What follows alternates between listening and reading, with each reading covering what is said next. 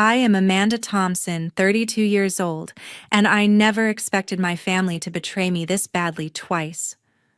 After 3 years of no contact, they showed up unannounced with suitcases in hand and forced their way into my home like it was theirs. My father stared me down and spat those words that still burn. "You don't even have a family. We're taking this house." They didn't stop there. They tried to kick me out of my own home, the one I inherited and rebuilt from nothing. "Get out. You don't deserve to be in this house," they demanded, already rearranging my furniture and claiming rooms. I didn't yell or fight back physically. I just looked them in the eyes and said calmly, "3 minutes left. To regret." Then I grabbed my phone and made the calls that changed everything. Strange sounds echoed through the house. Moments later, chaos unfolding right in front of them. Before I dive into how it all went down, I want to know what time you're listening and from which city. I'm thrilled to see how far my story reaches, so drop a comment below. It started in suburban Plano, Texas, where our family looked picture perfect on the outside. But inside, the favoritism was obvious from day one. My parents poured everything into my older brother, their golden child, celebrating his every minor win while dismissing mine. He got a new car for a partial scholarship to business school, draining their savings, but when my grades shone and I wanted to pursue digital marketing, they told me to fund it myself. By 16, I was slinging coffee and retail shifts, saving every dime for community college, while he partied on their dime. The real divide hit during senior year. I won a local marketing contest, but they called it a hobby. At dinner, when acceptance letters came, they refused to help, unless I switched to teaching like my mother. "Creative jobs are for trust fund kids," my father said flatly. My brother smirked across the table. "Maybe listen to Dad, not everyone's built for success." That night sealed it. I moved out after graduation into a cramped apartment, juggling full-time work and classes. Visits home became tense holidays where they'd brag about his promotions and subtly mock my unstable path. My salvation was my grandmother, my mother's mother, who lived an hour away in a cozy cottage in Fredericksburg Hill Country. She saw my potential, teaching me independence through gardening sessions. "Amanda, define your own worth," she'd say, her hands guiding mine in the soil. "Build your own foundation, don't rely on anyone." Widowed young, she'd raised her kids solo as a seamstress, embodying the strength I needed. As college loomed, my parents pushed teaching hard, ignoring my passion. I stuck to marketing, transferring to a state university after community college, barely speaking to them by then. By 22, I graduated alone. My parents skipped for my brother's work event. Only my grandmother attended, her smile worth everything. I moved to Austin for better marketing gigs, landing an internship that turned full-time. Pay was low, but I built a portfolio, sharing an apartment and calling my grandmother weekly. Family contact faded to stiff calls, my mother always mentioning my brother's condo purchase, the comparison unspoken but heavy. Then the recession slammed 3 years ago. My agency folded overnight, doors locked, bankruptcy notice posted. Freelance dried up fast, savings vanished on rent and basics. After 3 months, eviction hit. I swallowed pride and called home. "I need help, just a loan for 1 month's rent," I pleaded. Silence, then my father's cold voice. "This is what we warned you about, your risky path." They claimed no extra funds, a lie, since they'd always found money for my brother. The call ended with no aid, not even a temporary stay. Desperate, I drove to their house in a downpour. My father answered, frowning at my packed car. "What are you doing here?" I begged for a few weeks' shelter. "This is what happens with unstable careers," he said. My mother appeared, adding, "We have plans, not a good time." They shut the door as rain soaked me. I waited in the driveway, hoping they'd reconsider, but they didn't. That night, I slept in my car at a Walmart lot, $25 left, messages to my brother ignored. For 2 weeks, car living, gym showers, library job hunts. One cold morning at a coffee shop, a former colleague spotted me. "Amanda." She slid into the seat, concern clear. I broke down, admitting the homelessness. She insisted I stay with her, made food, offered her spare room. "We're friends now," she said. Her boyfriend ran a small marketing studio. After reviewing my work, he hired me entry-level. Steady pay, let me rebuild. That afternoon, a call came my grandmother's neighbor. Her pneumonia had worsened. I rushed the 3-hour drive with my friend's help arriving to see her frail in the hospital bed. My Amanda, she whispered, handing a box with key and will. House is yours. You have the strength. She passed 2 days later, hand in mine. The will left the cottage and $50,000 to me, small items to others. My family's faces darkened at the reading accusations flew. She always favored you, my mother cried. I took the keys, moved in, and began renovations, turning it into my sanctuary and home office. With the inheritance, I launched Horizon Marketing, focusing on small businesses. Clients grew, I updated the cottage, new roof, kitchen, garden blooming. The small town drew me in. Neighbors welcomed with casseroles. The local bookstore owner became a friend, then more. But tension simmered. My family contested the will, failed, and started probing emails about property values. I installed cameras, sensing trouble. Their desperation peaked when I was at a conference. Neighbors texted about lights on. Cameras showed them forcing the lock, unloading boxes. I called, they declined. My brother answered the landline casually. We're settling in? This is family property. You're trespassing, I said. Leave now or police come. He laughed. Calling cops on family cruel. We have a case to challenge the will. Grandma wasn't competent. I ended the call, flew home. Arriving, I found them rearranged, my clothes shoved aside, their photos up. You need to leave, I stated. This house is for a real family, my mother snapped. No husband, no kids, just you. My father added, we will take it one way or another. I dialed 911 without a word. Police arrived, verified my deed, gave them 30 minutes to pack under supervision. As they left humiliated, I felt validation, no more hurt, just closure. The aftermath dragged months. Restraining orders, their plot exposed via texts. My brother faced probation, my parents' community service. I cut ties completely, blocked numbers, burned their last card. Life flourished. Married my partner in the Garden Foundation, helped rejection survivors like a young marketer escaping her family. I learned cutting toxic ties frees you. Self-reliance builds unbreakable value. Spot favoritism. Early set boundaries, protect your happiness from entitlement. Thank you for listening. Subscribe for more resilient stories. Comment your experiences, share with those needing hope. It started in suburban Plano, Texas, where our family looked picture perfect on the outside. My father, Daniel, worked as an accountant at a local firm, always in pressed shirts, and carrying that leather briefcase like it held the family's future. My mother, Stephanie, was a high school teacher, grading papers late into the night, but keeping our ranch-style house impeccable. Then there was my older brother, Andrew, 3 years ahead of me, and the undisputed star. We had a standard 3-bedroom setup with a backyard big enough for barbecues, not wealthy, but comfortable, your typical Texas family grinding through life. From early on, the imbalance hit me hard. Andrew was the one they pinned hopes on. His C-average report cards got high fives and ice cream runs, while my straight A's were brushed off as expected from a girl like you.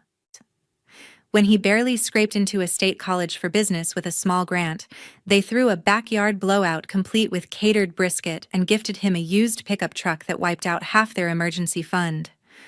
He's our investment in the future, Dad said casually over dinner one night, as if I wasn't sitting right there. Me starting freshman year, they drilled in that I'd pay my own way. At 16, I landed a gig at the local Whataburger, flipping burgers 20 hours a week after school to stash cash for tuition. I juggled homework with greasy shifts, even winning a school award for a marketing project I did on local businesses. They nodded politely, but never celebrated it. The message sunk in. Andrew was the priority. I was the backup plan they didn't bother funding. The one light in all this was my grandmother, Lauren, my mother's mother, who lived about an hour away in a quaint cottage in Fredericksburg Hill Country. She'd send me bus tickets for summer visits, while Andrew went to expensive football camps paid for by my parents. Those weeks with her were my escape. "Amanda," she'd say as we planted peppers in her garden, her calloused hands steady on mine. "Don't let them define your value. You said it yourself." She'd lost her husband young and raised my mom and aunts on her own as a bookstore clerk, scraping by but never complaining. "Always have your own roof," she'd advise. "Build it strong so no one can knock it down." As high school wrapped up, the pressure ramped up. Mom wanted me in education like her stable job summers off. Dad backed it, saying, "Marketing. That's for folks with safety nets." But I'd fallen for digital marketing in junior year after a teacher spotted my knack for campaigns and hooked me on software like Adobe. I stayed late designing flyers, entering contests, and even landing a regional win for a fake brand pitch. Parents called it cute, but not serious. Senior year boiled over with applications. I targeted affordable state schools with strong marketing programs and the local community college. Acceptances rolled in, but at family dinner, Dad shut it down. "No money for a hobby degree. Switch to teaching or business, or you're on your own." Mom avoided my eyes, picking at her plate. Andrew, home for break, chuckled. "Come on, sis, not everyone's cut for the big leagues like me." I stormed to my room, tears streaming, but by morning I had a plan. Community college full-time work, no backing down. Announcing it at breakfast, Dad shrugged. "Your choice, your regret." I graduated with honors, packed my beat-up Honda, and moved into a shared apartment in Dallas with roommates from online ads. 40 hours a week at a coffee shop and mall store, plus a 3.8 GPA in marketing classes. It was grueling, but I pushed through. I'd drive to Grandma Lauren's when I could, her pep talks fueling me. After 2 years, I transferred to a university in Austin for my bachelor's. Conversations with home, now rare and strained. By then, Andrew had graduated and snagged a junior role in sales following Dad's footsteps. Family gatherings turned into his highlight reel. Andrew's closing deals left and right. Mom would beam the air thick with unspoken digs at my freelance dreams. When I finally walked the stage at 22, it was solo parents at Andrew's company retreat. Grandma Lauren battling arthritis, but there with her walker clapped loudest. Her faith meant the world. Post-grad, I headed to Austin, full-time internship in hand at a boutique agency. The night before leaving over pie at her cottage, I confessed fears. "What if they're right and I crash?" She squeezed my hand. "The only crash is chasing their dreams, not yours. Follow your gut, I'll catch you if needed." With that, I drove off, vowing to succeed on my terms, even if it meant going it alone. Little did I know how soon that vow would be tested. The Austin internship led to a junior role at a small marketing agency, enough to scrape by, but barely cover rent. I shared a rundown apartment with 2 roommates, surviving on thrift store finds and late-night ramen. Calls with Grandma Lauren kept me grounded, her voice steadying me when my parents only offered awkward holidays. Dad grilled me on real jobs. Mom slipped me $20 bills while Andrew's condo and bonuses dominated every conversation. My work was dismissed as artsy nonsense. Then, in 2020, the recession hit. Within weeks, my agency collapsed. I showed up one Monday to locked doors and a bankruptcy notice. Freelance work dried up and savings disappeared. When my roommates left at the end of our lease, I couldn't afford the rent. Eviction came fast, an orange slip on the door. Desperate, I called home. Mom hesitated, then Dad's voice cut in. "This is what we said would happen." That unstable career, exactly where we predicted. I begged for 1 month's rent, promising to repay. Mom murmured about Andrew's grad school bills, and Dad ended it. "You chose this path. Figure it out." I packed my Honda with clothes, laptop, and a few keepsakes, and drove to Plano in a February blizzard. Lights glowed warm in their windows as I knocked. Andrew opened the door, saw my car full of bags, and smirked. "Mom and Dad aren't home," he lied, though I saw them inside. "Please, just a few weeks," I begged. He shrugged and shut the door. I left my jacket on the porch rail, hoping they'd relent. The next morning, I saw it tossed in their trash. For 2 weeks, I lived in my car, sleeping in a Walmart lot, showering at a gym job, hunting on library Wi-Fi. My texts and voicemails went unanswered. One night, I drove past their house. Through the window, I saw them laughing together around the table as if I had never existed. One freezing morning in a coffee shop, I was hunched over job boards nursing a single tea when a voice said, "Amanda Thompson." It was Megan Carter, a former colleague. She looked put together. I was unraveling. She sat without hesitation. "Are you living in your car?" she asked softly. I nodded. Tears spilled before I could answer. "Why didn't you reach out?" she said. "We all struggled. I lost work too." Then she stood. "Pack up, you're coming with me." By that night, I had soup, a spare room, and hope. Megan's boyfriend, Brandon Reed, ran a small marketing studio. The next morning, after seeing my portfolio, he offered me an entry-level job, low pay, but steady. I said yes, instantly. That afternoon, my phone rang. It was Linda Brooks' grandma Lauren's neighbor. "Amanda, it's your grandmother. Her pneumonia's gotten worse. You should come." My heart sank. I'd tried calling during my car days but couldn't afford the trip to Fredericksburg. Now, with a roof over my head and a job starting, I knew I had to go. Hannah Brooks drove me 3 hours to Fredericksburg that evening. At the hospital, I found Grandma Lauren weak, but smiling when she saw me. "My Amanda," she whispered, holding my hand. I stayed through the night, telling her about work and keeping things light. "I always knew you'd make your way," she murmured. The next morning, she gave me a small box from her purse. Inside were a key and her will. "The cottage is yours," she said firmly. I tried to reassure her, but she shook her head. 2 days later, she passed away in her sleep, my hand still in hers. The funeral was small, just me, Tiffany the neighbor, and a few church friends. My parents and brother Andrew came distant and cold. At the lawyer's office, I learned Grandma had left me the cottage and her savings. My parents received only keepsakes. "She always favored you," my mother snapped. I said nothing and left with the keys. I moved into the cottage, old but full of character, and began to restore it. With Hannah's help, I set up a home office and started Horizon Marketing. Work slowly came in, and I began to find stability. The town welcomed me, and I grew close to Ryan, who ran the local bookstore. 6 months later, Andrew suddenly called, too cheerful after years of silence.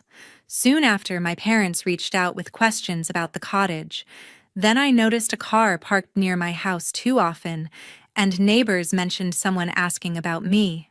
Andrew had already tried and failed to contest the will. One evening, I received an anonymous email: "Your brother owes $80,000 to dangerous people. Watch your back." Fear settled in, and I realized the fight for Grandma's legacy wasn't over. The anonymous email about Andrew's $80,000 debt haunted me for nights. Then William Vance, the investigator Andrew had hired against me, called. "I was supposed to dig up dirt on you," he admitted, "but your brother's in with dangerous people. He owes 80 grand due in 10 days.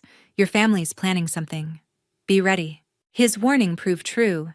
Dad had lost his career in disgrace, Mom's health bills piled up, and Andrew convinced them my cottage was their salvation. While I was at a marketing conference, Mrs. Nguyen texted that she'd seen lights in my house. Checking my cameras, I saw my parents and Andrew unloading boxes, moving in like it was theirs. When I called, Andrew answered my landline, Thompson residence. I flew home early. Ryan met me at the airport and drove me straight there. Inside, my family had replaced my things with theirs. Mom cooking, Dad in my room, Andrew in my office. "This house is too big for you," Dad said. "A family home should help family." Mom added, "You don't even have kids. We need this more." Andrew waved papers claiming adverse possession. I kept calm. "You have 3 minutes to regret this." They laughed, certain I was powerless. Instead, I uploaded the break-in footage to my lawyer, called Andrew's creditors with his location, and then dialed 911. Moments later, creditors' SUVs screeched up alongside police cruisers. Chaos erupted. creditors shouting Andrew's name, police forcing order. I show the officers my deed and security footage. "This is my home," I said. Dad tried to argue family, but the officer cut him short. "That doesn't give you rights." They were ordered to pack and leave. Escorted out, their faces showed anger, shame, and fear. The evidence later proved their scheme texts between them, plotting to move in and force me out. Watching them go, I felt fury and relief in equal measure. They had underestimated me and lost. Watching the police escort my family out of my cottage was both relief and grief. Their humiliated faces, Dad's clenched jaw, Mom's tears. Andrew's panic stayed with me. But as their taillights faded, I felt something shift. For the first time, I had stood my ground and it felt right. The legal fight dragged on for months. With security footage and William Vance's testimony, my lawyer secured a restraining order against them. Andrew's own texts revealed their plan: break-in-claim adverse possession, guilt me into surrender. The court rejected it easily. Grandma Lauren's medical records proved her sound mind and her will stood firm. Andrew fared the worst. His gambling debts pushed him into bankruptcy, his assets seized. He pled guilty to trespassing, serving probation, and community service. My parents wasted their savings on legal fees, their reputation in town destroyed. A year later, they sent me a blank Christmas card. I burned it in the fire pit. That was my final goodbye. Life moved forward. Ryan and I grew closer, and on the anniversary of the break-in, he proposed in Grandma's garden. 6 months later, we married there, surrounded not by blood relatives, but by the people who had truly shown up for me. Horizon Marketing thrived. I hired help, turned the garage into a studio, and built a network of clients across Texas. The cottage became not only my sanctuary, but a foundation for others. In Grandma's name, I launched a program offering housing and internships to young adults cast out by their families. Christina, my first mentee, reminded me of myself, told she was selfish for chasing design over accounting. Supporting her felt like carrying forward Grandma's belief in me. Looking back, I see the arc clearly, from sleeping in my car to building a business, a home, and a new kind of family. The cottage proved I deserved space, dreams, and boundaries. My revenge wasn't anger, it was success they could never touch. Family isn't blood, I tell the support group where I now share my story. It's respect shown through action. Set boundaries early or you'll lose yourself to their demands. Freedom comes from self-reliance, not their approval. Thank you for listening to my journey. If this resonates, share your story below. Have you had to set boundaries with family? Your voice matters, and it might be the lifeline someone else needs.